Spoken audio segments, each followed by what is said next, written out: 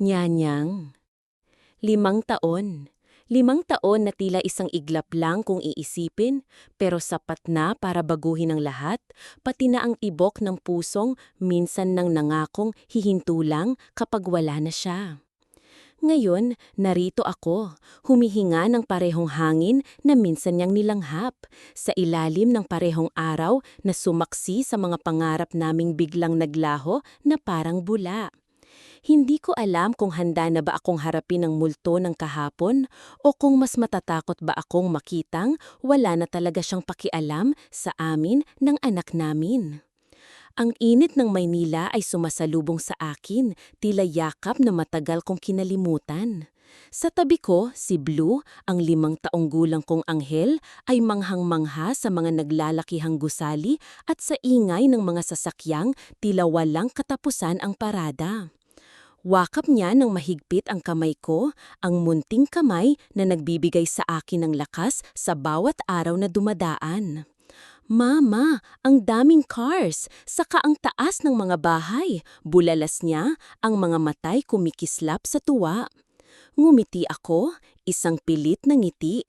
Paano ko sasabihin sa kanya na ang dahilan kung bakit kami narito ay para hanapin ang isang taong baka ayaw na kaming makita?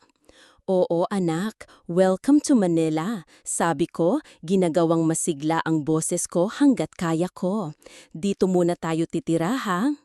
Tumango siya, ang ngiti hindi nawawala sa kanyang mga labi. Makakakita po ba tayo ng maraming Jollibee, Mama? Napangiti ako ng bahagya. Kahit saan talaga, Jollibee ang hanap ng batang ito. Oo naman anak, maraming marami. Sumakay kami ng taxi papunta sa isang maliit na apartment na nirentahan ko online. Habang nasa biyahe, hindi ko maiwasang libutin ng tingin ang paligid. Maraming nagbago, pero may mga pamilyar pa ring tanawin na tila ba kutsilyong humihiwa sa puso ko, nagpapaalala ng mga panahong masaya pa kami, noong kami pa ni Gray. Ang bawat kanto, bawat lumang gusali ay may kwento. Kwento ng pag-ibig, ng pangarap at ng biglaang paglisan. Mama, okay ka lang po? Tanong ni Blue, napansin marahil ang pananahimik ko. Hinaplos ko ang buhok niya. Okay lang si Mama anak, medyo napagod lang sa biyahe. Isang kasinungalingan. Ang totoo, ang puso ko'y parang maratong tumatakbo, puno ng kaba at takot. Takot na baka hindi ko siya mahanap, takot na baka kapag nahanap ko siya, iba na ang lahat. Pero sa likod ng takot na iyon, may munting tinig ng pag-asa. Pag-asa, baka sakali, para kay Blue, may puwang pa. Nang makarating kami sa apartment, simple lang ito pero malinis, sapat na para sa aming dalawa. Inayos ko agad ang mga gamit namin habang si Blue naman ay abala sa paglalaro ng dala niyang robot. Kailangan kong maging matatag para sa kanya. Mama, gutom na po ako, sabi ni Blue matapos ang ilang oras. Sige anak, magbihis ka, lalabas tayo, hahanap tayo ng makakain, sabi ko. Kailangan ko ring lumabas, magsimulang magmasid, magtanong-tanong. Hindi ko alam kung saan magsisimula, pero kailangan kong gawin. Ang tanging alam ko lang ay ang pangalan ng kumpanyang minsan niyang nabanggit na pag-aari ng pamilya nila. Malaking kumpanya iyon, alam ko. Pero paano ako makakarating doon? Paano ko siya haharapin? Kinabukasan, matapos ihatid si Blue sa isang maliit na daycare center na malapit sa apartment para may mag-alaga sa kanya habang wala ako, naglakas loob akong pumunta sa distrito, kung saan naruroon ang mga naglalakihang opisina. Nakailang sakay ako ng jeepney, paikot-ikot, nagtatanong-tanong. Bawat segundong lumilipas, pakiramdam ko ay nauubusan ako ng hangin. Ang init ng araw ay dumadagdag pa sa bigat ng dibdib ko. Nyanyang, napagpad ako sa isang coffee shop, naisip kong magpalamig muna at mag-ipon ng lakas ng loob. Umorder ako ng iced coffee at naupo sa isang sulok, tanaw ang mga taong naglalakad sa labas. Ang daming tao, pero pakiramdam ko nag-isa ako. Paano kung hindi ko talaga siya mahanap? Paano kung sumuko na lang ako? Pero kapag naiisip ko si Blue, ang mga tanong niya tungkol sa kanyang ama na hindi ko masagot-sagot ng diretsyo, bumabalik ang determinasyon ko. Napabuntong hininga ako at ininom ang kape ko. Itinutuko ang atensyon ko sa labas, pinagmamasdan ng iba't ibang uri ng kao. May mga nagmamadali, may mga nagtatawanan, may mga seryosong nag-uusap sa telepono. Business district nga naman. Maya-maya, may isang pamilyar na tindig ang nahagip ng mga mata ko. Isang lalaking matangkad, nakasuot ng kulay abong suit, papalabas sa isang mataas na gusali sa tapat ng coffee shop. Kumabog ng malakas ang dibdib ko. Ang paraan niya ng paglakad, ang ayos ng kanyang buhok, imposible. Pero habang papalapit siya, patawid ng kalsada, kasama ang ilang kasamahan na mukhang mga ehekutibo rin, parang huminto ang mundo ko. Siya nga, si Gray, ang dating asawa ko, ang ama ni Blue. Parang nanigas ako sa kinaupuan ko. Ang kape sa kamay ko ay nagsimulang manginig. 5 taon. 5 taon ko siyang hindi nakita at ngayon, ilang metro na lang ang layo niya sa akin. Mas tumanda siya tingnan, may kaunting guhit na sa gilid ng kanyang mga mata. Pero ang tikas at ang aura niya, hindi nagbago. Mas naging seryoso ang mukha niya, mas malayo. Bigla siyang napatingin sa direksyon ng coffee shop. Nagtama ang mga mata namin. Sa isang iglap, parang nakita ko ang gulat sa kanyang mga mata, ang pagkalito. At sa mga mata ko, sigurado akong nakita niya ang takot, ang sakit, at ang isang hibla ng pag-asa na pilit kong itinatago. Huminto siya sa paglakad, napako ang tingin sa akin. Ang mga kasama niya ay nagtatakang napatingin din sa kanya, tapos sa akin. Pakiramdam ko ay mauubusan ako ng hininga. Ito na, ang sandaling kinatatakutan ko at inaasahan. Tumayo ako, hindi ko alam kung bakit. Siguro para patunayan sa sarili ko na totoo ang nakikita ko, na hindi ito panaginip. Dahan-dahan siyang lumapit sa salaming pinto ng coffee shop. Bawat hakbang niya ay parang isang dagundong sa dibdib ko. Ang mga tao sa paligid namin ay tila naglaho. Kami na lang dalawa ang naroon sa gitna ng ingay ng syudad, sa gitna ng 5 taong pagkakawalay. Pumasok siya sa loob. Ang lamig ng aircon ay biglang naging mas matindi. Tumayo siya sa harap ng mesa ko, ang mga mata niya ay puno ng mga tanong na hindi masabi, ng emosyong hindi ko mawari kung galit ba o lungkot o baka pareho. Winter? Ang pangalan ko, na namutawi sa kanyang mga labi na parang isang salitang matagal na niyang hindi nabibigkas. Ang boses niya mas malalim kaysa dati, pero may pamilyar na himig na nagpabilis lalo ng tibok ng puso ko. Hindi ako makapagsalita. Ang lahat na inihanda kong sasabihin, ang lahat ng tapang na inipon ko, biglang naglaho. Ang tanging nararamdaman ko lang ay ang matinding takot na baka itaboy niya ako, na baka sabihin niyang wala na siyang pakialam. Anong ginagawa mo rito? Tanong niya, ang boses ay may bahid ng pagkagulat at marahil koonting pagkainis. Napalunok ako. Gray, iyon lang ang lumabas sa bibig ko. Ang pangalan niya, ang pangalan ng lalaking minahal ko ng buong puso at siya ring sumira nito. Ang tensyon sa pagitan namin ay halos nahihipo. Ang mga alaala ng nakaraan, ang mga hindi nasagot na tanong, ang mga sugat na hindi pa rin naghihilom, lahat ay tila bumalik sa isang iglap. May kailangan ka ba? Tanong niya ulit, mas malamig na ngayon ang tono. Tumulo ang luha sa mga mata ko, isang luhang hindi ko napigilan. May kailangang malaman, sabi ko, nanginginig ang boses. Nakita ko ang pagkunot ng kanyang noo. Ang pag-asa ko'y unti-unting nauupos sa takot na baka tuluyan na niya akong talikuran. Hindi ako susuko. Para kay Blue, hindi ko hayaang sirain ng nakaraan ang kinabukasan ng anak ko. Kailangan niyang malaman ang totoo. Kailangan niyang makilala ang sarili niyang ama. Huminga ako ng malalim, pinipilit na pakalmahin ang nagwawalang puso sa dibdib ko. Pinunasan ko ang mga luhang kumawa. Kailangan kong maging matapang, hindi para sa sarili ko, kundi para sa batang naghihintay sa akin na ang tanging kasalanan lang ay ipinanganak sa mundong ito nang walang amang kinikilala. Gray, ulit ko, mas matatag na ngayon ang boses kahit pa nanininig pa rin ang mga kamay ko sa ilalim ng mesa. 5 taon. 5 taon na tayong hindi nagkita. Alam kong marami tayong hindi napag-usapan. Maraming tanong, maraming sakit. Tumingin siya sa paligid, tila ngayon lang napansin na may ibang tao sa coffee shop, na ang ilan ay pasulyap-sulyap na sa amin. Ang mga kasamahan niya kanina ay nakatayo pa rin sa labas, naghihintay at nagtataka. Winter, this is not the place, sabi niya. Ang pormalidad sa kanyang boses ay parang yelo na dumadampi sa balat ko.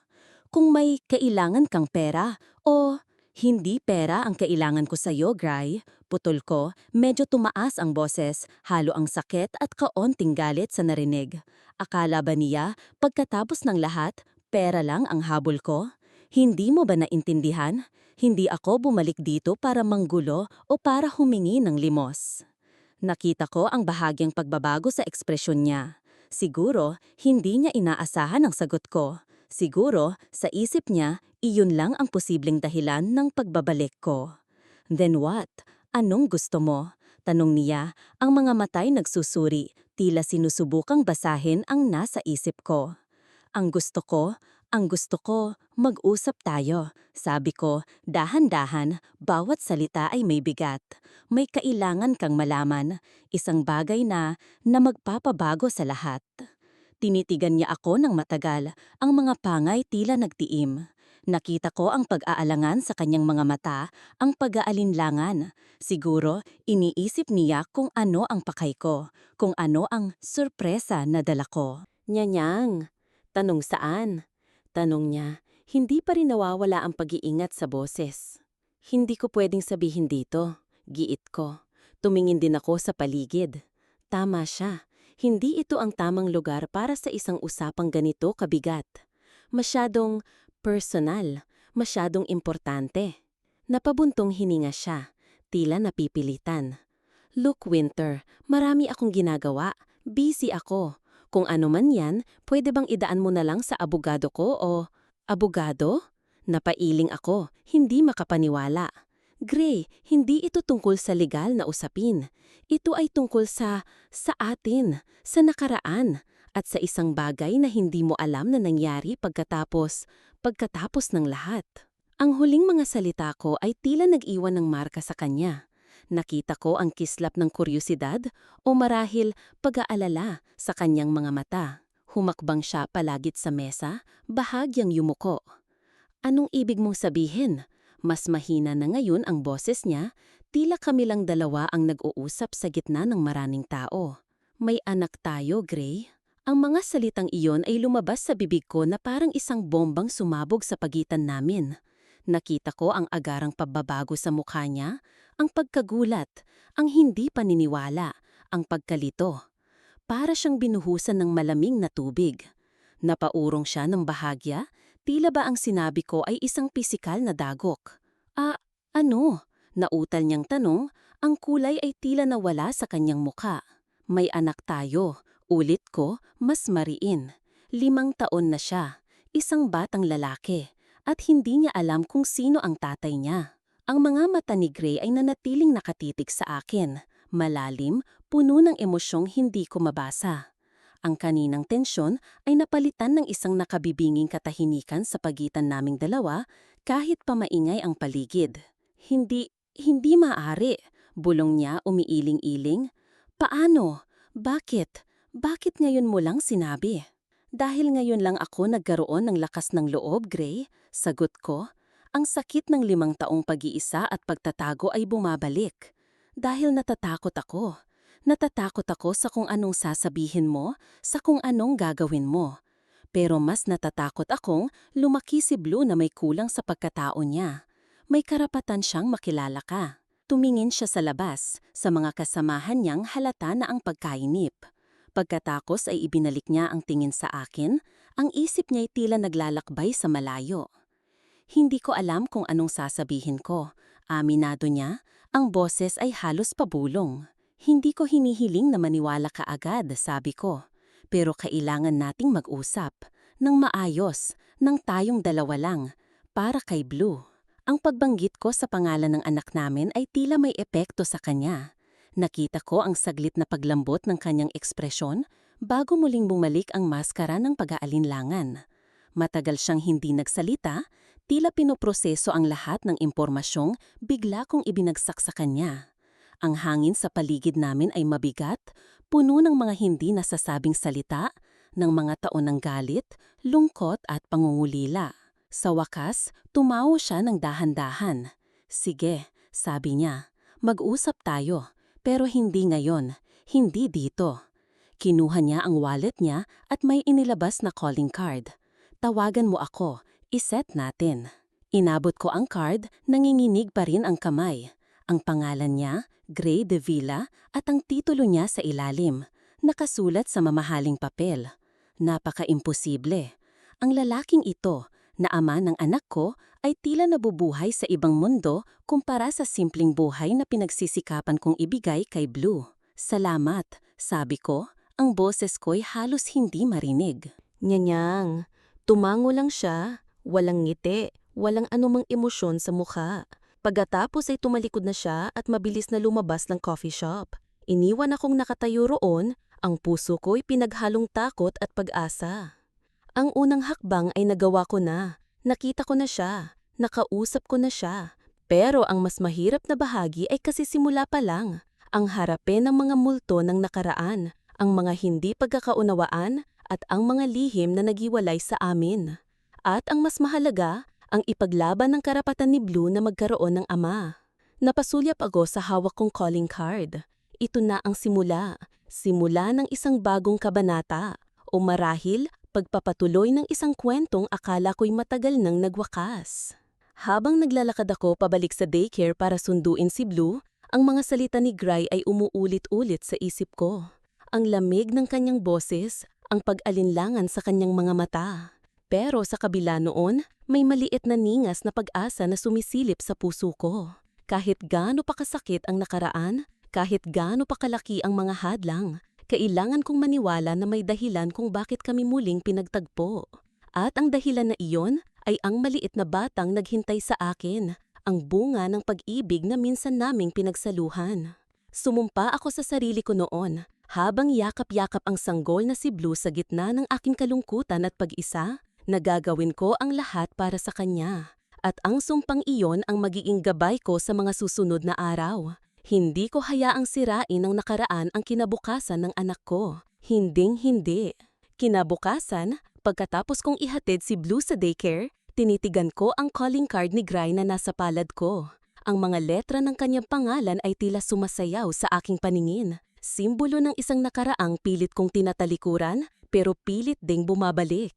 Huminga ako ng malalim. Oras na para tawagan siya. Bawat pagpindot ko sa numero sa telepono ko ay parang isang maliit na bato na dumadagan sa dibdib ko. Sumagot ito sa ikatlong hing. "Hello, Gray de Villa speaking." Ang boses niya, pormal at malinaw, parang boses ng isang taong sanay makipag-usap sa telepono para sa negosyo. "Gray?" Nauutal kong sabi, "Si Winter to." Natahimik siya sandali sa kabilang linya. Narinig ko ang bahagya niyang pagbuntong hingaha. "Winter, right? Tumawag ka?" "Oo, sabi mo tawagan kita para makapag-set tayo ng sag-usap." Sabi ko, pinipilit na maging halmado ang boses. "Yes? Kailan ka pwede? Pwede ba bukas ng tanghali? May 1 oras akong bakante." Dire-diretso niyang sabi. 1 oras? Ganoon lang ba ang kaya niyang ibigay para sa isang usapang babago sa buhay naming lahat? Sige, sagot ko. "Saan?" "May alam akong tahimik na restaurant malapit sa opisina ko. Ite-text ko sa'yo ang address. 12 noon, don't be late." At ibinabanan niya na ang telepono. Napabuga ako ng hangin na hindi ko na malayang pinipigil ko pala. Ang lamig ng pakikitungo niya ay tumatagos hanggang buto. Pero kailangan kong gawin to. Para kay Blue. Kinabukasan, halos hindi ako mapakali. Pinili ko ang pinakasimple pero pinakadesente kong damit. Ayokong isipin niyang nagpapapansin ako, pero ayaw ring magmukhang kawawa. Nang dumatang ako sa restaurant na sinabi niya, isang class na lugar na halatang pangmayayaman, naroon na siya. Nakaupo sa isang table sa medyo tagong bahagi ng lugar. Nakakunot ang noo niya habang may tinitignan sa kanyang cellphone. Nyanyahan, lumapit ako. Gary. Nag-angat siya ng tingin, ang mga mata niya'y walang emosyon. Umupo ka. Naupo ako sa tapat niya, ang mesa sa pagitan namin ay tila isang malawak na dagat na naghihiwalay sa aming dalawa. Umorder siya para sa aming dalawa nang hindi man lang akong tinatanong kung anong gusto ko. Isang senyales na siya pa rin ang may kontrol. Nang makaalis ang waiter, nagsimula na siya. So, tungkol saan itong importante mong sasabihin? Tanong niya, diretso sa punto. Huminga ako ng malalim.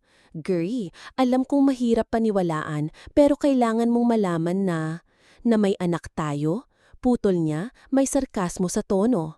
Winter, 5 taon. 5 taon kang nawala. Ni anino mo hindi ko nakita. Tapos bigla kang susulpot dito at sasabihing may anak tayo? Anong gusto mong isipin ko?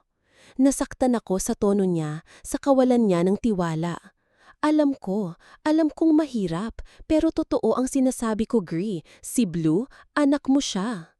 Paano ako makakasiguro? Tanong niya, ang mga matay matalim na nakatitig sa akin.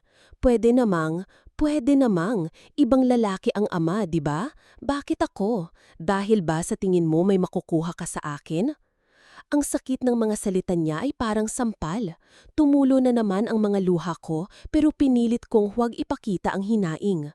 Hanggang ngayon ba, Gary, yan pa rin ang tingin mo sa akin na mukha akong pera? Hindi ko sinasabing mukha kang pera, depensa niya, pero halata sa tono niya ang pagdududa. Pero kailangan mong maintindihan, Winter, 5 taon, bigla ka na lang nawala, iniwan mo ako ng walang pasabi, tapos ngayon, iniwan kita? Napataas ang boses ko. Ako ba talaga ang nang-iwan, Gary? O ikaw? Ikaw ang biglang naglaho na parang bula. Ikaw ang hindi na nagpakita.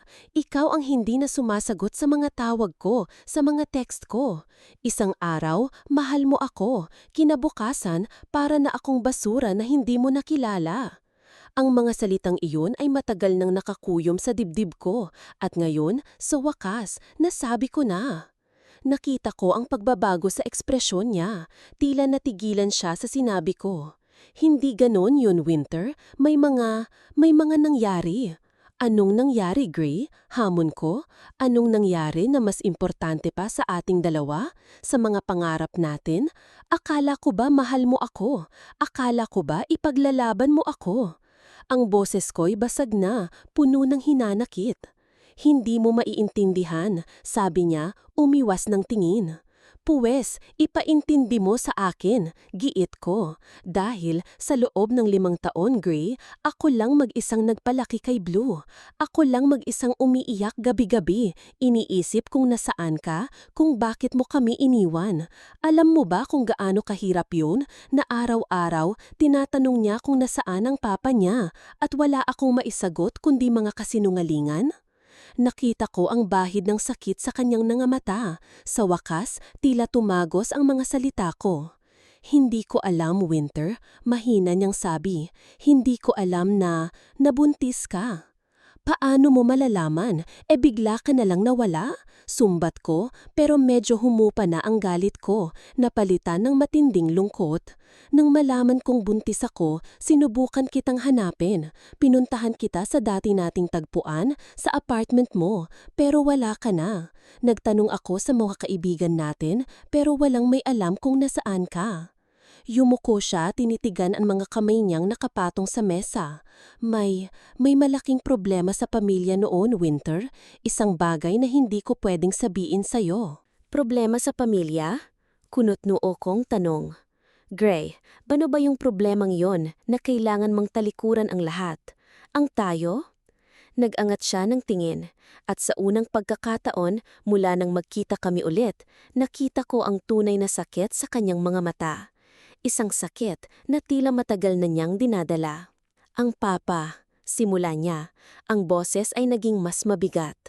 Si papa, may mga utos siya, mga utos na kailangan kong sundin para sa ikabubuti ng lahat, para sa kumpanya, para sa pamilya namin. Anong utos? Tanong ko, kinakabahan sa maaari niyang sabihin. Nag-alinlangan siya sandali, tila nag-iisip kung dapat ba niyang sabihin. Pagkatapos, huminga siya ng malalim. Noong mga panahong yon, Winter, ang kumpanya namin ay nasa bingit ng pagkalugi. May isang malaking deal na kailangan naming makuha para makabangon. At ang kapalit ng deal na yon ay... Tumigil siya, tila nahihirapang ituloy. Ano, Gray? Anong kapalit? Ang kapalit ay ang pagpapakasal ko sa anak ng business partner ni Papa. Sabi niya, ang mga salita ay tila dumaan sa lalamunan niya ng may hirap. Napatanga ako. Parang binuhusan ako ng malamig na tubig. Mas malamig pa kaysa kanina. Ano? Nagpakasal ka? Hindi ko mapigilang itanong. Ang puso ko'y parang pinipiga. Umiling siya agad. Hindi ako nagpakasal sa kanya. Pero yon ang gusto ni Papa. Yon ang utos niya. Sinabi niya sa akin na kung hindi ko gagawin, itatakwil niya ako. At hindi lang yon, gagawin niya ang lahat para mapahirapan ka. Pahirapan ako? Gulat kong tanong. Tumango siya. Natakot ako, Winter. Natakot ako para sa'yo. Alam kong kaya niyang gawin yon. Makapangyarihan si Papa. Kilala siya. Ayokong madamay ka sa gulo ng pamilya ko. Ayokong masira ang buhay mo dahil sa akin. Napatakip ako sa bibig ko. Hindi ako makapaniwala sa naririnig ko. Ito ba ang dahilan? Ito ba ang lihim na naghiwalay sa amin? Isang utos mula sa kanyang ama? Pero bakit hindi mo sinabi sa akin, Gray? Tanong ko. Ang boses ko'y puno ng hinanakit at pagkalito. Bakit hindi ka lumaban? Bakit hindi natin to hinarap ng magkasama? Dahil duwag ako. Aminado niya. Ang boses ay puno ng pagsisi. Dahil noong mga panahong yon, pakiramdam ko wala akong magagawa. Bata pa ako, Winter. Sunod-sunuran sa gusto nila. Ang tanging naisip ko lang ay protektahan ka. Kahit na ang paraan ko ay ang layuan ka. Akala ko, yon ang tama. Akala ko, kapag nawala ako, magiging ligtas ka.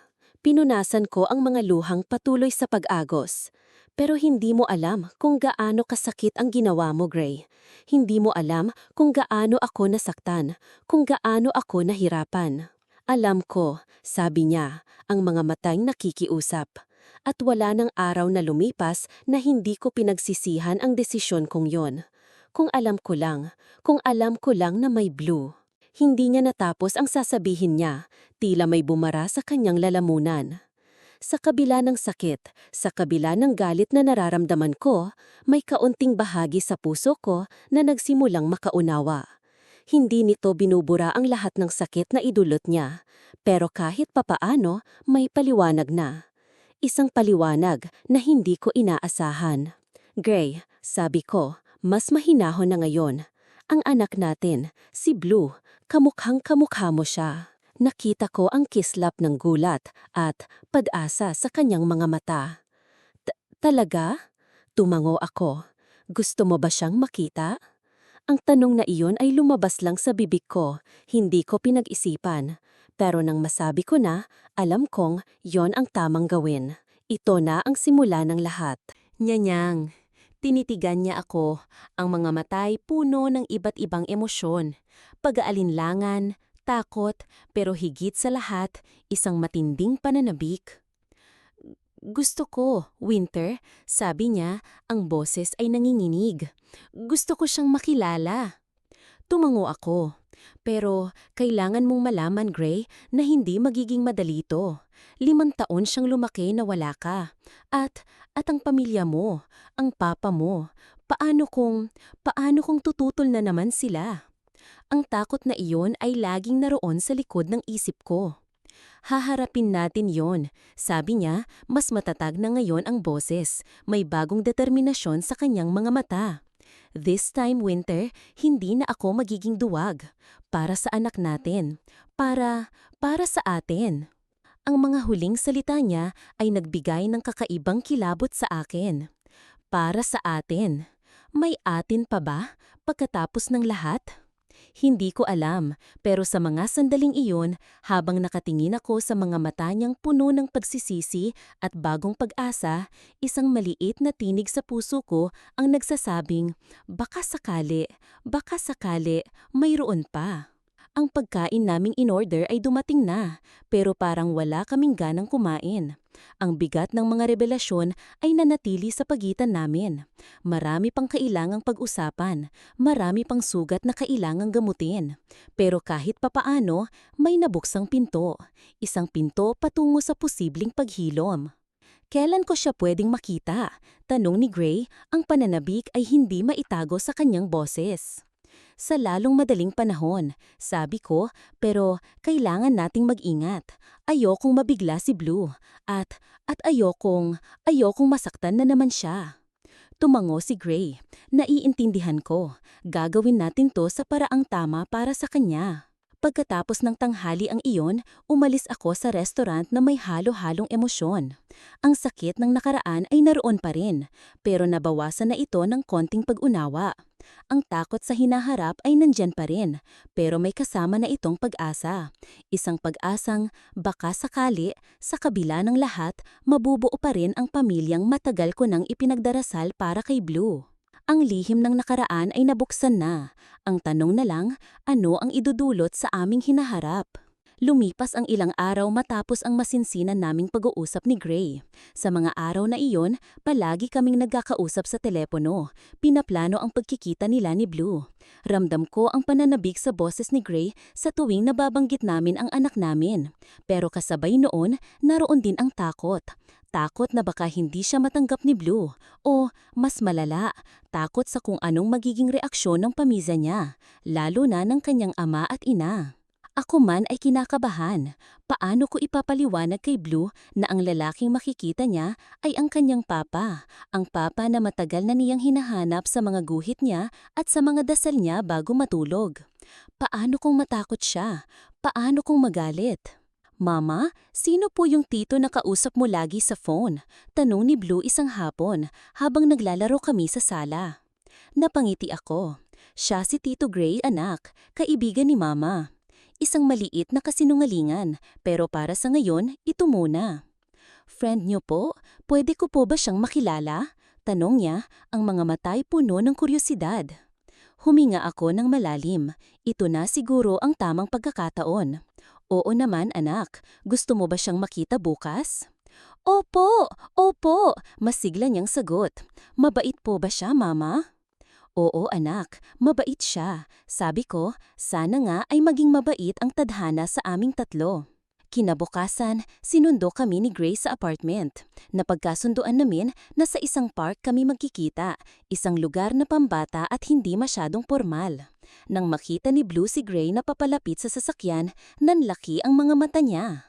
Nyanyang, ang tangkad niya ya, bulong ni Blue sa akin. Ngumiti si Gray nang makalapit. Nakita ko ang kaba sa kanyang mga mata pero pilit niyang itinatago ito sa isang magiliw na ngiti. Hi Blue, ako si Tito Gray. Bati niya, bahagyang yumuko para magpantay sila ng tingin ng bata. Si Blue naman, na karaniway madaldal, ay tila nahiya. Nagtago siya sa likod ko. Blue, huwag kang mahiya. Siya si Tito Gray, yung kinukwento ko sa'yo. Sabi ko, hinahaplos ang buhok niya. Dahan-dahang sumilip si Blue. Hello po, Tito Gray. Hello, Blue. Ang laki mo na pala. Sabi ni Gray, ang boses ay may halong pagkamangha at lungkot. Siguro, iniisip niya ang mga taon na pinalampas niya. Nagpunta kami sa park. Habang naglalakad, si Gray ay pilit na nakikipag-usap kay Blue. Nagtatanong tungkol sa mga paborito niyang laruan, sa mga paborito niyang pagkain. Si Blue naman, unti-unti nang nawawala ang hiya at nagsimula ng sumagot.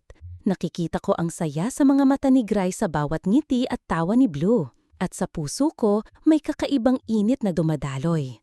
Ang makita silang dalawa na nagsisimulang magkapalagayan ng loob ay isang bagay na matagal ko nang pinapangarap.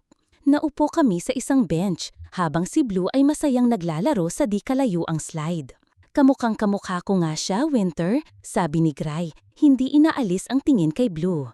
Ang mga mata niya, parang mga mata ko noong bata ako.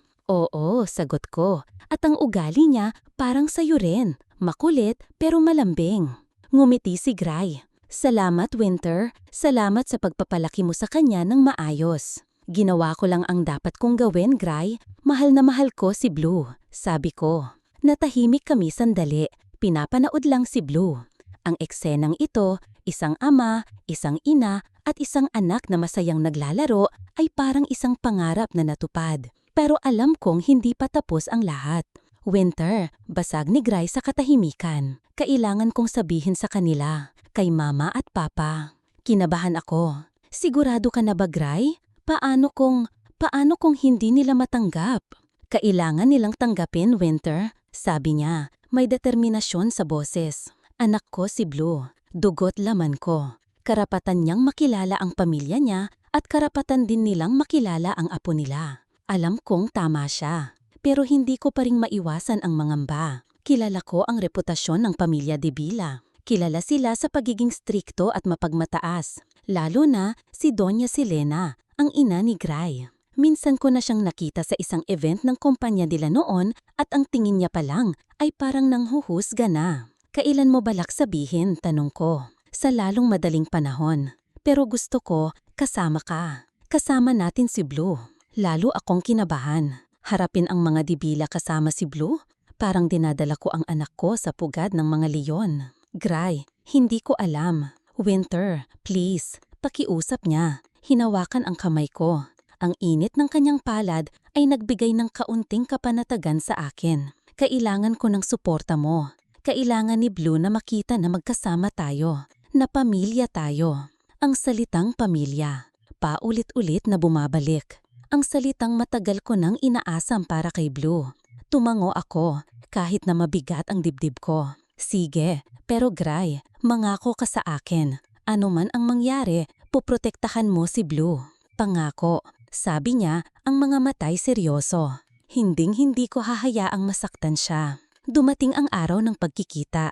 Isang linggo ng hapon, pagkatapos ng misa, ang napili ni Gray. Pumunta kami sa mansyon ng mga De Villa. Ang laki ng bahay nila ay nakakalula. Ang mga matataas na gate at ang mahabang driveway ay tila nagsasabing hindi kami basta-basta pwedeng pumasok sa mundo nila. Nyanyang, si Blue ay manghang-manga sa laki ng bahay. Wow, Mama! Ang laki ng bahay ni Tito Gray. Dito po ba nakatira ang mga hari at reyna?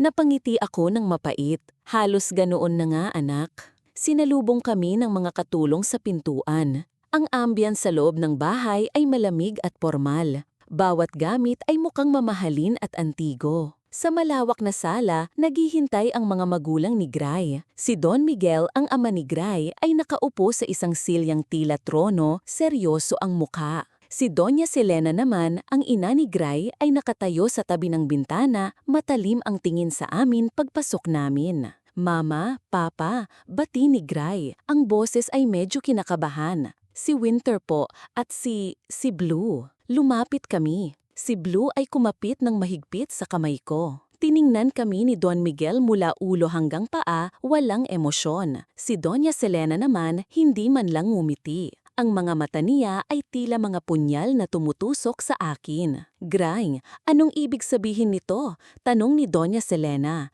Ang boses ay malamig at matigas. Ang tingin niya ay hindi naalis sa akin, puno ng pagkamuhi. Mama, Papa, si Blue po, anak ko siya, diretsong sabi ni Gray. Nakita ko ang pagkagulat sa mukha ni Don Miguel. Si Doña Selena naman, lalong tumalim ang tingin. Anak mo?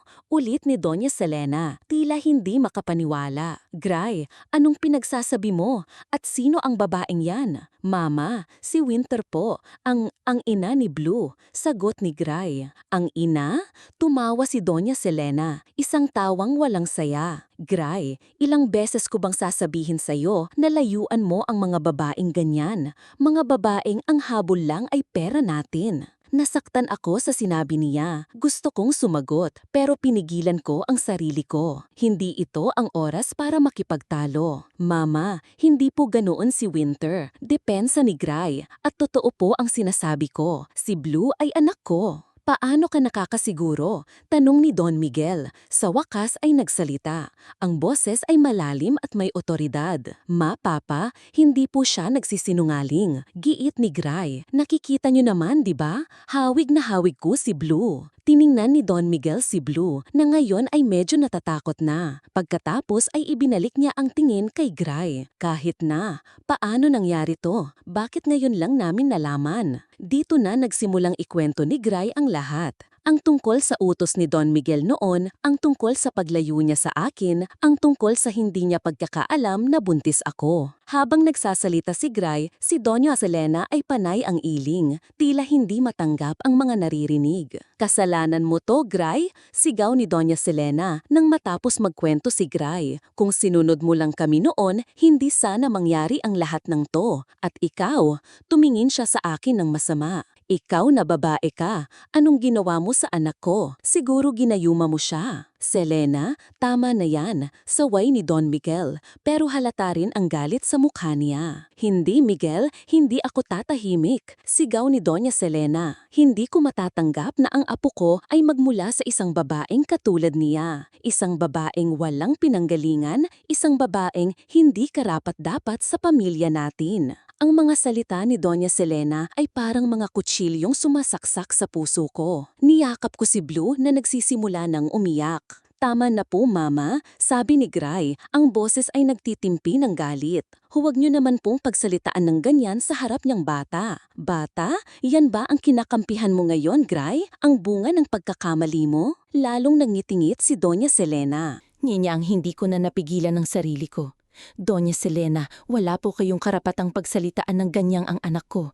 Sabi ko, ang boses ko'y nanginginig sa galit at sakit. Si Blue po ay walang kasalanan dito.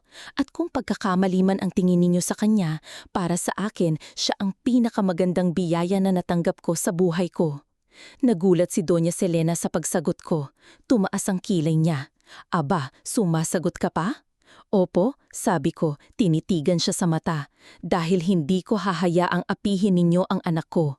Mahal na mahal ko siya at gagawin ko ang lahat para protektahan siya kahit pa sa inyo. Nagkaroon ng matinding katahimikan. Si Don Miguel ay nakatingin lang sa akin, tila sinusuri ang bawat salita ko. Si Gray naman ay nasa pagitan naming dalawa ni Doña Selena, hindi alam kung kanino papanig. Miguel, sabi ni Doña Selena, bumalik sa asawa. Hindi ko matatanggap to, hindi ko matatanggap ang batang yan sa pamilyang to. Huminga ng malalim si Don Miguel. Selena, apo natin siya, dugo ng mga Devilla. Pero Miguel, putol ni Don Miguel, kailangan nating pag-usapan to ng masinsinan, nang tayong dalawa lang. Gray, tumingin siya kay Gray. At ikaw babae, baling niya sa akin. Umuwi na muna kayo, tatawagan na lang namin kayo. Parang pinagtatabuyan kami. Niyakap ko ng mahigpit si Blue. Tara na Winter, sabi ni Gray. Ang boses ay puno ng pagod at pagkadismaya. Walang nagsalita sa amin habang palabas kami ng mansyon. Si Blue ay humihigbi pa rin sa dibdib ko. Pagkasakay namin sa kotse, doon na bumuhos ang mga luha ko. Ang sakit, ang hapdi, ang pangmamata ni Doña Selena. Winter, I'm so sorry, sabi ni Gray, hinawakan ang balikat ko. Hindi ko inaasahan na ganito ang magiging reaksyon ni Mama. Ano bang inaasahan mo, Gray? Tanong ko, ang boses ko'y basag. Nayayakapin niya kami at magsasabing, welcome to the family? Hindi siya nakasagot. Alam kong nasasaktan din siya, pero hindi nito mababawas ang sakit na nararamdaman ko para kay Blue. Ang utos ng papa mo noon, Gray, sabi ko, naalala ang sinabi niya. Ang lihim nagpalayo sa atin. Ito ba yon? Ang pagtutol nila sa akin dahil hindi ako karapat-dapat sa pamilya ninyo. Tumango siya, ang mukha'y puno ng pait. Oo, Winter, bahagi yon ng dahilan. Ayaw ni Papa na mapangasawa ko ang isang babaeng hindi kabilang sa aming antas sa lipunan. Gusto niya ang mapapangasawa ko ay makakatulong sa pagpapalago ng negosyo namin. Napailing ako. Ang pag-ibig pala para sa kanila ay isang negosyo rin, isang transaksyon. Paano na si Blue, Gray? Tanong ko, ang boses ko'y puno ng pangamba. Paano kung hindi talaga nila siya matanggap? Huwag kang mag-alala, Winter, sabi ni Gray, hinigpitan ang hawak sa balikat ko. Gagawan ko ng paraan. Hindi ko hahayaang lumaki si Blue na walang pamilya. At hinding-hindi ko nahahayaang paghiwalayan ulit tayo ng kahit sino. Ang mga salita niya ay nagbigay ng kaunting pag-asa, pero ang takot ay naroon pa rin.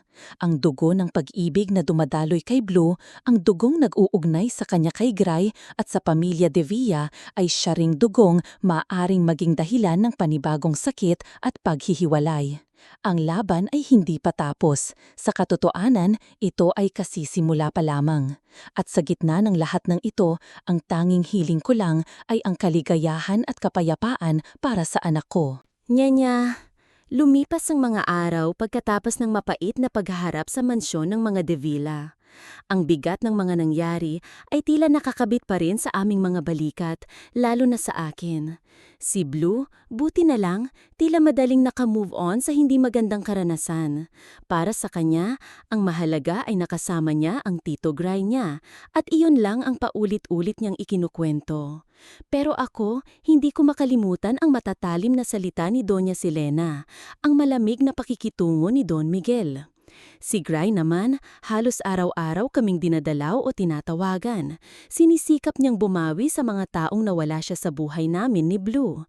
Dinadala niya kami sa mga lugar na gusto ni Blue, sa zoo, sa amusement park, sa beach. Sa mga sandaling iyon, nakikita ko ang saya sa mukha ng anak ko. Isang saya na matagal kong ipinagkait sa kanya dahil sa takot ko. At sa mga sandaling iyon, unti-unting lumalambot ang puso ko para kay Gray. Nakikita ko ang pagsisikap niya, ang sinseridad sa kanyang mga mata. Pero sa likod ng mga masasayang sandaling iyon, naroon pa rin ang anino ng kanyang pamilya. Alam kong hindi pa tapos ang laban. Isang gabi, habang mahimbing nang natutulog si Blue, nag-usap kami ni Gray sa telepono. "Kamusta sila mama at papa?" tanong ko, hindi maiwasong mag-alala. Napabuntong hininga si Gray sa kabilang linya. "Mahirap, Winter. Si Papa, medyo bukas na ang isip, pero si Mama, matigas pa rin. Ayaw niyang maniwala. Para sa kanya, isa kang masamang impluensya sa akin, at si Blue ay isang pagkakamali." Ang mga salitang iyon ay parang tinik na bumaon sa dibdib ko. Ganoon pa rin ba ang tingin niya sa amin? "Winter, I'm so sorry. Ginagawa ko ang lahat para ipaintindi sa kanya. Pero kilala mo si Mama. Kapag may gusto siya o ayaw, mahirap nang baguhin ang isip niya." "Gray, paano kung hindi talaga niya kami matanggap?" tanong ko. Ang takot ay muling bumabalot sa akin. Ayokong lumaki si Blue sa isang pamilyang hindi siya tanggap, na hindi siya mahal. "Hindi mangyayari yun, Winter," sabi ni Gray, may diin sa boses. "Mahal ko si Blue, mahal kita, at ipaglalaban ko kayo kahit kanino pa." Ang mga salitang "mahal kita" ay nagbigay ng kakaibang kilig sa puso ko, isang kilig na matagal ko nang hindi naramdaman. Pero kasabay noon may pag-aalinlangan. Totoo kaya? O baka dala lang ng emosyon? "Gray," sabi ko, "wag mong sabihin yan kung hindi mo talaga nararamdaman." "Nararamdaman ko, Winter," sabi niya, mas malambing na ngayon ang boses. "Mula noon hanggang ngayon, ikaw pa rin. Nagkamali ako noon, Winter. Naging duwag ako. Pero ngayon, handa na akong itama ang lahat." Hindi ako nakasagot agad. Ang puso ko'y naguguluhan. May parte sa akin na gustong maniwala, na gustong sumugal ulit. Pero may parte ring na natatakot, masaktan, na natatakot na baka maulit lang ang lahat. Kinabukasan, may hindi inaasahang bisita ang dumating sa apartment namin. Si Doña Selena. Nag-isa siya. Ang aura niya ay kasing lamig pa rin ng dati. Ang mga matay mapanuri. "Maaari ba tayong mag-usap?" sabi niya, walang paligoy-ligoy. Pinapasok ko siya kahit na kinakabahan ako. Naupo siya sa sofa, tilang diring-diri sa simpleng paligid namin. "Ano pong kailangan ninyo, Doña Selena?" tanong ko, sinisikap na maging magalang. "Gusto pong malaman kung ano talaga ang pakay mo sa anak ko," diretsahan niyang sabi. Pera ba? Kayamanan? O gusto mo lang sirain ang pamilya namin? Nyanyang napabuntong hininga ako. Doña Selena, ilang beses ko po bang sasabihin? Wala po akong ibang hangad kundi ang kapakanan ni Blue. At hindi ko po intensyong sirain ang pamilya ninyo. Tumawa siya ng mapakla. Talaga ba? O baka naman ginagamit mo lang ang bata para makuha mo si Gray? Hindi po yan totoo. Sabi ko, medyo tumataas na ang boses. Mahal ko po ang anak ko at si Gray matagal na po kaming tapos. Isang kasinungalingan pero kailangan kong sabihin para ipagtanggol ang sarili ko. Tapos na ba talaga? Tanong niya, may panguuyam sa ngiti. O nagkakamabutihan na ulit kayo? Alam mo, Winter, hindi ako bulag. Nakikita ko kung paano ka tingnan ng anak ko at nakikita ko rin kung paano mo siya tinitingnan. Natigilan ako. Totoo ba? Ganoon ba kami ka-obvious ni Gray? Doña Selena, ang importante po dito ay si Blue. Apo ninyo siya. Sabi ko, sinusubukang ibahin ang usapan. Apo ko nga ba siya? Tanong niya, ang mga matay puno ng pagdududa. O baka naman anak yan ng ibang lalaki at ipinipilit mo lang kay Gray. Ang sakit ng paratang niya ay hindi ko na kinaya. Doña Selena, sobra na po kayo. Huwag niyo namang bastusin ang pagkatao ng anak ko. Bastos? Tumayo siya, ang mukha'y puno ng galit. Ikaw ang bastos. Ikaw ang sumira sa buhay ng anak ko. Ikaw ang nagdala ng kahiyaan sa pamilya namin. Hindi po ako ang sumira sa buhay niya. Sigaw ko na rin, hindi na napigilan ang galit. Kayo ang dahilan kung bakit kami nagkahiwalay noon. Ang mga utos ninyo, ang pagmamatigas ninyo. Nagulat siya sa pagsagot ko. How dare you talk to me like that? May karapatan po akong magsalita dahil ina ako, giit ko, at hindi ko hahayaang tapak-tapakan ninyo ang dignidad namin ng anak ko. Sakto namang dumating si Gray. Nakita niya ang tensyon sa pagitan namin ni Doña Selena. Mama, Winter, anong nangyayari dito? Tanong niya, nag-aalala. Gray, mabutit dumating ka, sabi ni Doña Selena, tila naghahanap ng kakampi. Naririnig mo ba ang babaeng to? Kung ano-anong sinasabi sa akin. Mama, ano po bang ginagawa ninyo dito? Tanong ni Gray, ang boses ay may halong inis. Sinabi ko na sa inyo na ako na ang bahalang kumausap kay Winter. Kinakausap ko lang siya, Gray. Sabi niya, nagpapalusot. Gusto ko lang makilala ang babaeng to. Kilala niyo na po ako, Doña Selena. Sabi ko, hindi pa rin nawawala ang galit. Ako po yung babaeng hindi ninyo gusto para sa anak ninyo. Ako po yung ina ng apo ninyo na ayaw ninyong tanggapin. Winter, tama na. Awat ni Gray, lumapit sa akin. Hindi Gray, sabi ko, humarap sa kanya. Kailangan niyang malaman. Kailangan niyang marinig. Pagod na akong magpanggap na okay lang ang lahat. Pagod na akong masaktan.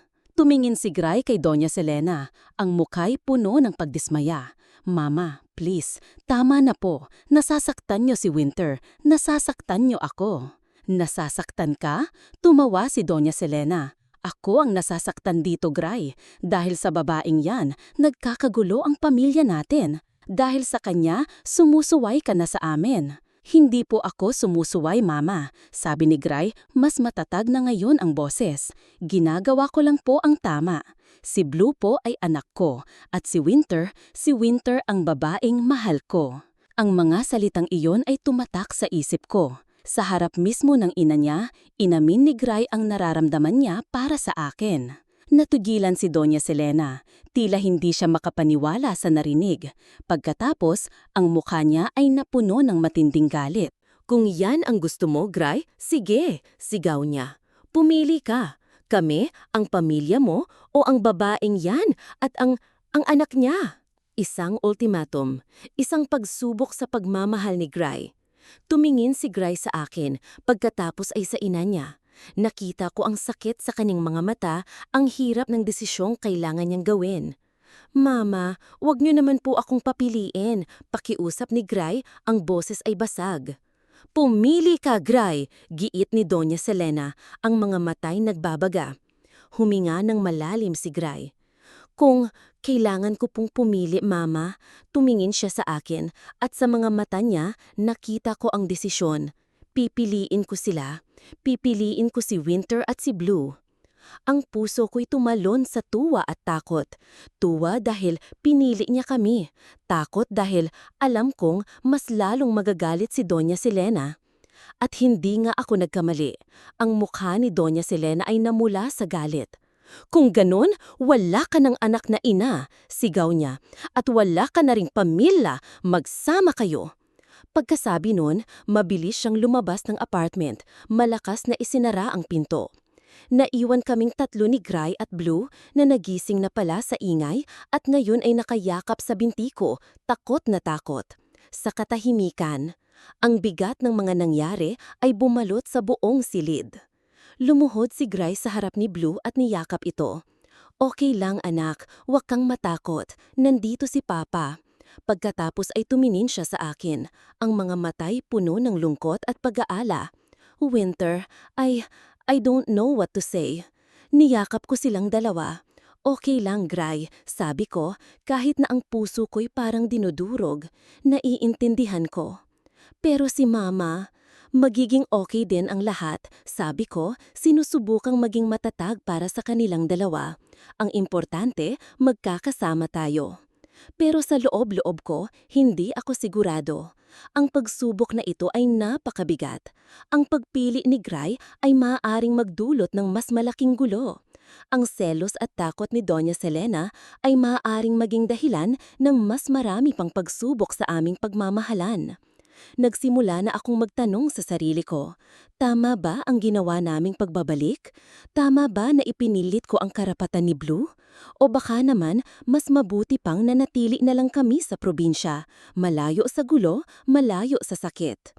Pero kapag tinitingnan ko si Blue, na ngayon ay nangiti na habang karga-karga ni Gray, nawawala ang lahat ng pag-aalinganan ko. Para sa kanya, gagawin ko ang lahat.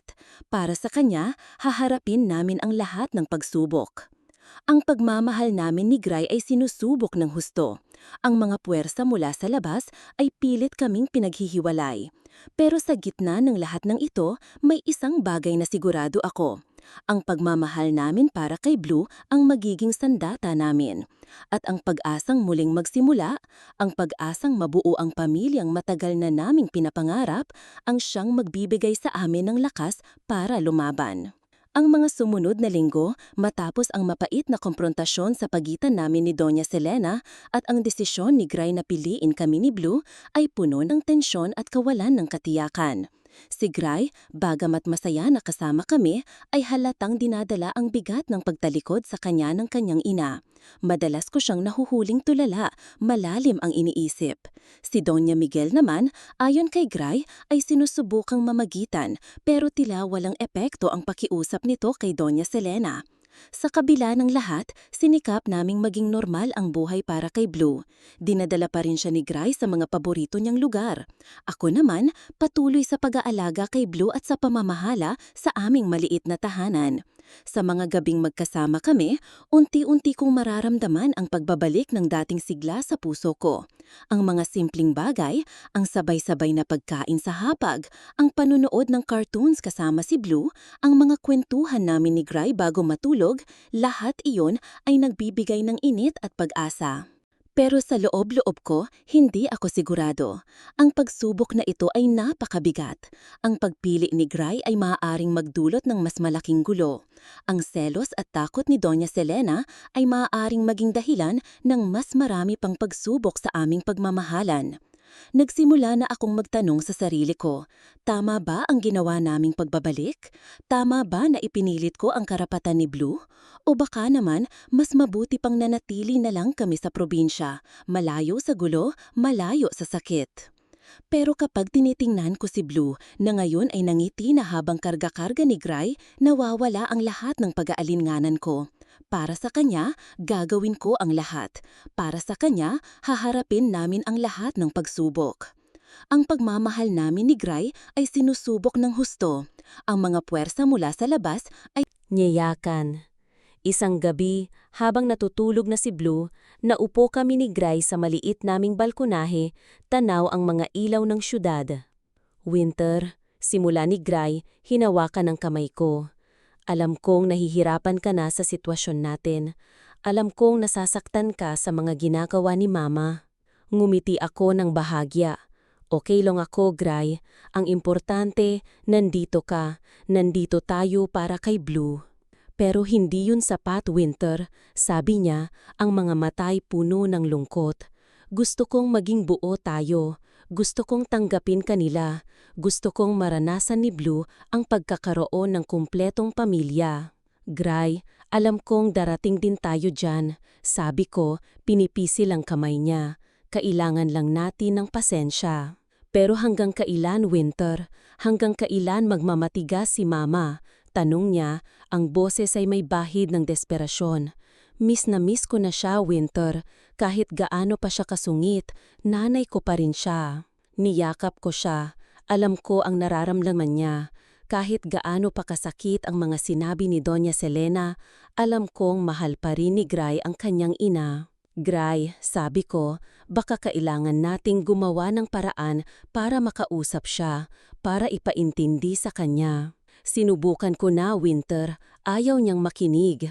Siguro, kailangan niya lang makita kung gaano tayo kasaya, Gray, kung gaano kamahal ni Blue ang pamilya natin, sabi ko. Sa mga sumunod na araw, mas lalo naming ipinadama kay Blue ang pagmamahal namin. Dinadala namin siya sa mga family gatherings ng mga pinsan ni Gray na bukas ang isip sa aming sitwasyon. Sa mga pagkakataong iyon, nakikita ko kung paano nag-e-enjoy si Blue kasama ang kanyang mga tito, titak at mga pinsan. At sa mga pagkakataong iyon, palihim kong umaasa na makakarating kay Doña Selena ang balita tungkol sa kung gaano kasaya ang kanyang apo. Isang hapon, habang naglalaro si Blue sa park kasama si Gray, nakatanggap ako ng tawag mula sa isang hindi kilalang numero. "Hello?" Sagot ko. "Hello? Si Don Miguel ito?" Nagulat ako. "Don Miguel? Ano po yon? Pwede ba tayong magkita? May gusto lang sana akong pag-usapan." Kinabahan ako, pero pumayag ako. Nagkita kami sa isang tahimik na coffee shop malayo sa opisina nila. "Winter, pasensya ka na sa mga inasal ni Selena." Simula niya, ang boses ay malumanay. Alam kong nasaktan ka niya. "Okay lang po yon, Don Miguel," sabi ko. "Hindi okay yon, Winter," sabi niya. Alam kong matigas ang ulo ng asawa ko, pero sa loob-loob niya, alam kong mahal niya si Gray. At alam ko rin na kahit hindi niya aminin, mahal niya si Blue. "Talaga po ba?" Tanong ko, hindi makapaniwala. Tumango siya. Nakikita ko sa mga mata niya, Winter. Sa tuwing nakikita niya ang mga litrato ni Blue na pinapadala ko sa kanya, o kapag naririnig niya ang mga kwento tungkol sa apo namin mula sa ibang kamag-anak, nakikita ko ang lungkot at pangungulila sa mga mata niya. Kung ganun po, bakit ayaw niya pa rin kaming tanggapin? Pride, Winter. Takot. Takot na baka mali ang naging desisyon niya noon. Takot na baka husgahan siya ng ibang tao, paliwanag ni Don Miguel. Pero naniniwala akong darating ang araw na lalambot din ang puso niya. Ang mga sinabi ni Don Miguel ay nagbigay sa akin ng panibagong pag-asa. Siguro nga may liwanag pa sa dulo ng tunnel. Pag-uwi ko, ikinuwento ko agad kay Gray ang pag-uusap namin ni Don Miguel. Natuwa siya sa narinig. "Sabi ko sa'yo, Winter, magiging okay din ang lahat." Sabi niya, niyakap ako. "Sana nga, Gray. Sana nga." Bulong ko. Isang araw, nagkasakit si Blue. Mataas ang lagnat niya at ayaw kumain. Dinala namin siya agad sa ospital. Habang nasa emergency room kami, pareho kaming hindi mapakali ni Gray. Ang makita si Blue na mahina at matamlay ay parang dinudurog ang puso namin. Sa gitna ng aming pag-aalala, biglang may dumating, si Doña Selena. "Niyang na." Nagulat kami pareho ni Gray. Anong ginagawa niya dito? "Nabalitaan ko kay Miguel na nasa ospital daw ang bata. Sabi niya, ang boses ay medyo alanganin. Kamusta na siya?" "Mataas pa rin po ang lagnat niya, Mama." Sagot ni Gray, ang boses ay puno ng pag-aalala. Lumapit si Doña Selena sa higaan ni Blue. Tinitigan niya ang natutulog na bata. Sa unang pagkakataon, nakita ko ang hindi maipaliwanag na emosyon sa kanyang mga mata. Isang halo ng pag-aalala, awa, at pagmamahal? Kawawang bata, bulong niya, halos hindi marinig. Hinawakan niya ang noo ni Blue, tila sinusuri ang temperatura nito. Nanatili siya roon ng ilang sandali, tahimik na pinagmamasdan si Blue. Ako naman at si Gray ay tahimik lang na nakamasid sa kanya. Nang magkamalay si Blue, ang una niyang nakita ay si Doña Selena. Lola, sabi ni Blue, ang boses ay mahina. Siguro, naalala niya ang muka ni Doña Selena mula sa mga family pictures na ipinapakita namin sa kanya. Nagulat si Doña Selena. Tumingin siya sa amin ni Gray, tila humihingi ng tulong. Ngumiti ako. Oo anak, si Lola Selena mo yan. Ngumiti si Blue. Hi Lola, bati niya.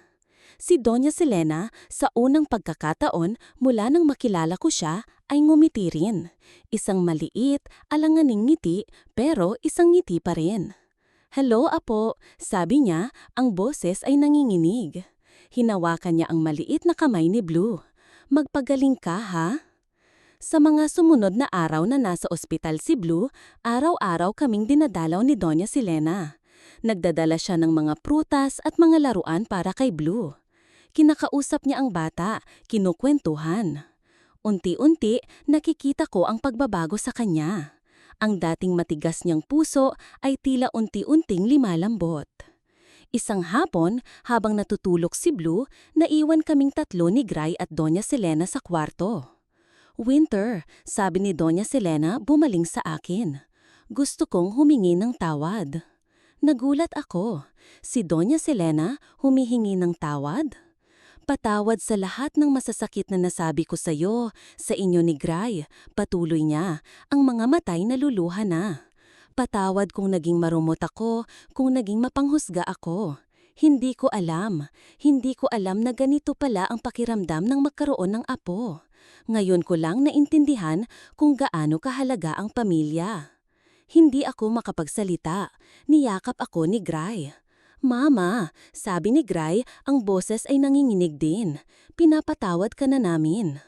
Lumapit si Doña Selena sa amin at niyakap kaming dalawa. Sa mga sandaling iyon, naramdaman ko ang totoong pagtanggap, ang pagtapatawad.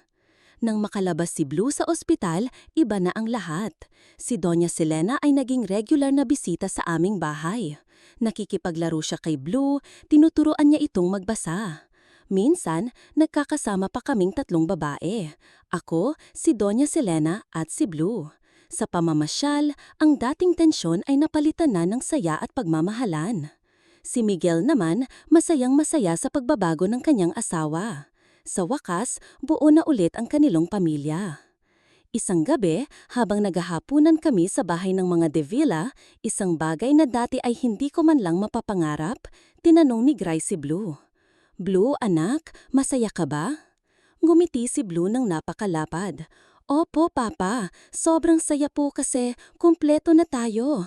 May papa na ako, may mama, may lola, may lolo. Ang mga salita ni Blue ay nagdulot ng luha sa aming mga mata. Ang simpleng hiling ng isang bata, sa wakas, ay natupad na. Humarap si Gray sa akin. Hinawakan ang kamay ko sa ibabaw ng mesa. Winter, sabi niya, ang mga mata ay kumikislap. Mahal na mahal kita. Mahal na mahal din kita, Gray, sagot ko. Ang puso ko'y umaapaw sa kaligayahan. Ang pagpapatawad ay nagbukas ng daan para sa pagtanggap. Ang mga sugat ng nakaraan ay unti-unti nang naghihilom. Ang pag-asa na minsan ay tila napakalayo, ngayon ay abot kamay na. Ang pamilyang pinangarap namin ay nabuo na, hindi dahil sa dugo, kundi dahil sa pag-ibig na handang magpatawad at tumanggap. Ang pagsubok ay nalampasan na. Ang susunod na kabanata ay puno na ng pangako ng isang masayang bukas. Lumipas ang isang taon mula nang tuluyang magkaayos ang lahat. Isang taon na puno ng tawanan, pagmamahalan at mga bagong alaala. Ang dating tensyon at takot ay napalitan na ng kapanatagan at saya. Si Blue ay lumalaking isang masayahin at bibong bata. Alam na alam niyang mahal na mahal siya ng kanyang buong pamilya. Si Doña Selena na dating tila isang malamig na reyna sa kanyang tore ay naging isang mapagmahal na lola, laging may baong kwento at pasalubong para kay Blue. Si Don Miguel naman, palaging nakangiti, masaya sa kapayapaang natagpuan ng kanyang pamilya. At kami ni Gray, mas matatag, mas nagmamahalan. Ang mga pagsubok na pinagdaanan namin ay nagsilbing pundasyon ng aming relasyon. Natutunan naming magtiwala, magpatawad at higit sa lahat, magmahal ng walang kondisyon. Isang umaga, habang nag-aalmusal kami sa hardin ng bahay ng mga De Villa, isang lugar na dating simbolo ng aking takot, pero ngayon ay simbolo na ng aming pagsasama, biglang lumuhod si Gray sa harap ko. May hawak siyang isang maliit na kahon. Nanlaki ang mga mata ko. Si Blue, na kumakain ng pancake, ay napatigil din at napatingin sa amin. Si Doña Selena at Don Miguel, na kasama rin namin, ay napangiti. Winter, simula ni Kai, ang boses ay medyo nanginginig pero ang mga matay puno ng pagmamahal. Alam kong marami tayong pinagdaanan. Alam kong nasaktan kita noon. Pero sa kabila ng lahat, hindi ka sumuko sa atin. Ikaw ang nagbigay sa akin ng lakas, ng inspirasyon. Ikaw at si Blue ang buhay ko. Binuksan niya ang kahon. Isang magandang singsing na may kumikinang na diamante ang laman nito. Winter Reyes, sabi ni Gray, ang mga matay nakatitig sa akin. Will you marry me again? Tumulo ang mga luha sa aking mga mata, mga luha ng kaligayahan. Hindi ko na kailangan mag-isip pa. Yes, Gray, yes, sagot ko. Niyakap siya ng mahigpit. Nagpalakpakan sina Blue, Doña Selena at Don Miguel. Si Blue ay tumakbo papalapit sa amin at niyakap kaming dalawa. Yehey! Magpapakasal na si Mama at si Papa. Ang kasal namin ay simple lang pero puno ng pagmamahal. Ginanap ito sa isang maliit na simbahan sa probinsya, ang parehong simbahan kung saan kami unang nagsumpaan ni Gray ng pag-ibig, bago pa ang lahat ng gulo. Ang mga bisita ay malalapit lang na kaibigan at kapamilya. Habang naglalakad ako sa aisles, hawak ang kamay ni Don Miguel na siyang naghatid sa akin sa altar, nakita ko si Gray na naghihintay. Ang mga matay kumikislap sa tuwa. Sa tabi niya, nakatayo si Blue, ang aming cute na ring bearer, suot ang isang maliit na barong. Ang saya sa mukha ng anak ko ay hindi maipagpantay sa anumang yaman sa mundo. Si Doña Selena, na nakaupo sa unahang hanay, ay hindi napigilang mapaluha. Nang mapadaan ako sa tapat niya, nungiti siya sa akin, isang ngiting puno ng pagtanggap at pagmamahal. Ang seremonya ay taimtim at madamdamin. Nang magpalitan kami ni Gray ng mga wedding vows, hindi namin napigilan ang maiyak. Ang mga salitang binitiwan namin ay hindi lang basta mga pangako, kundi mga testimonya ng aming pagmamahalang sinubok ng panahon. Gray, sabi ko, habang hawak ang kanyang mga kamay. Ikaw ang aking kahapon, ang aking ngayon at ang aking bukas. Salamat sa pagbabalik mo sa buhay namin. Salamat sa pagmamahal mo. Pangako, mamahalin kita hanggang sa huling hininga ko. Winter, sagot ni Gray, ang boses ay garalgal. Ikaw ang nagbigay ng kulay sa madilim kong mundo. Ikaw ang nagturo sa akin kung paano magmahal muli. Pangako, aalagaan kita, ikaw at si Blue, habang buhay. Pagkatapos ng seremonya, nagkaroon ng isang maliit na salusalo sa isang garden resort na malapit sa simbahan. Ang ambience ay masaya at relax lang. May mga kantahan, sayawan, at walang katapusang tawanan. Nakita ko si Blue na masayang nakikipaglaro sa kanyang mga pinsan.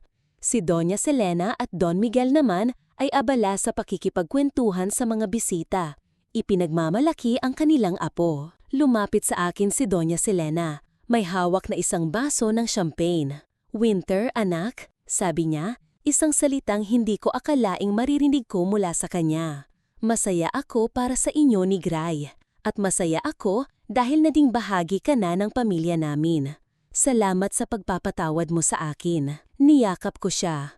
Salamat din po, Mama. Salamat po sa pagtanggap ninyo sa amin. Wala yon, anak. Ang mahalaga, masaya kayo. At masaya si Blue. Sabi niya, Napatingin sa apo na ngayon ay sumasayaw na kasama si Gray. Habang pinagmamasdan ko silang dalawa, ang mag-ama ko na masayang masaya. Hindi ko mapigilang mapangiti. Ang lahat ng sakit, lahat ng hirap, lahat ng luha, lahat iyon ay nagbunga ng isang napakagandang wakas. O marahil, hindi ito wakas, kundi isang bagong simula. Isang simula ng isang buhay na puno ng pag-ibig, pag-asa at walang hanggang kaligayahan. Nang gabing iyon, pagkatapos ng lahat ng kasiyahan, habang nakahiga kami ni Gray sa aming kwarto, si Blue ay mahimbing nang natutulog sa pagitan nami, niyakap ako ni Gray mula sa likod. Mrs. De Villa, bulong niya sa tenga ko. Mahal na mahal kita. Humarap ako sa kanya at hinalikan siya. Mahal na mahal din kita, Mr. De Villa. Hindi na namin kailangan ng maraming salita. Ang mga mata namin ang nagsasabi ng lahat. Ang pagmamahal na minsan naming itinago, ang pagmamahal na sinubok ng tadhana, ngayon ay malaya nang namumukadkad.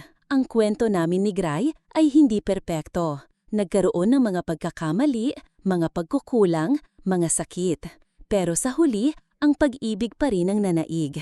Ang pag-ibig na nagbigay sa amin ng lakas para lumaban, para magpatawad, at para magsimula muli. At sa piling ng aming anak, si Blue, ang bunga ng aming pagmamahalan, haharapin namin ang bawat bukas ng may ngiti sa aming mga labi. Puno ng pag-asa na ang aming pamilya ay mananatiling matatag at masaya anumang dumating na pagsubok. Dahil sa huli, ang totoong pag-ibig ay hindi sumusuko. Ito ay lumalaban, nagtitiwala, at nagbibigay ng walang hanggang pag-asa. Ang aming muling pagsasama ay hindi lang isang simpleng pagbabalikan.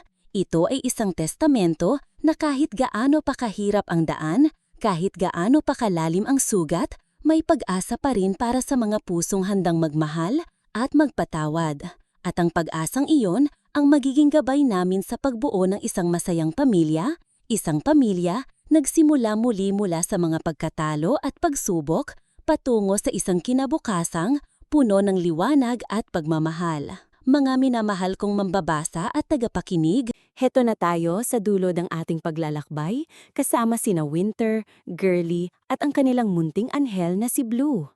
Mula sa kaibuturan ng aking puso, nais kong ipaabot ang aking taus-pusong pasasalamat sa inyong walang sawang pagsubaybay at pag-antabay sa kanilang kwento mula sa unang kabanata hanggang sa ating pagtatapos. Ang bawat oras na inilaan ninyo, ang bawat emosyong ibinahagi ninyo kasabay ng mga tauhan ay lubos kong pinapahalagahan. Ang pagsulat ng kwentong ito ay isa ring paglalakbay para sa akin. May mga pagkakataong napapangiti ako kasabay ng kilig ni Winter at Girly, nalulungkot sa kanilang mga pagsubok at kinakabahan sa bawat desisyong kanilang haharapin.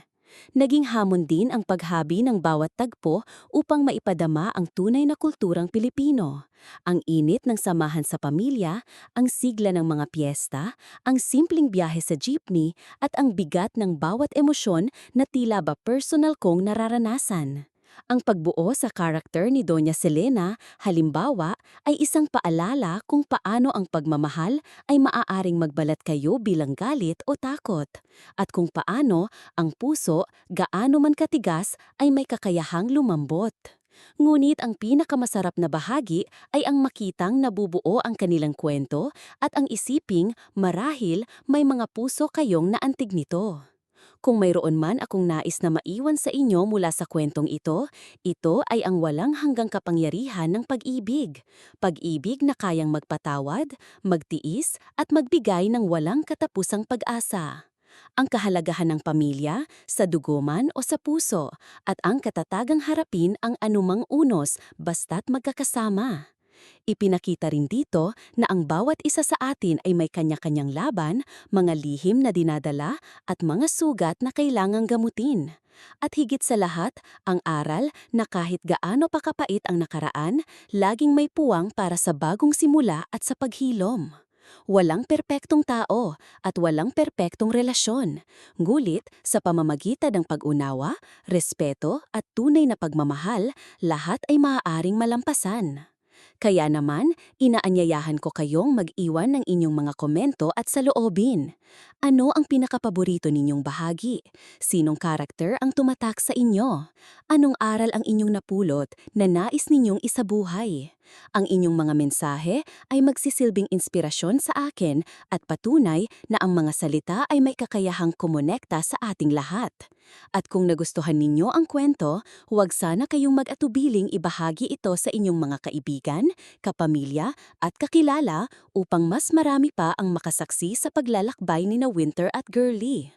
Muli, maraming salamat mga minamahal kong mangbabasa.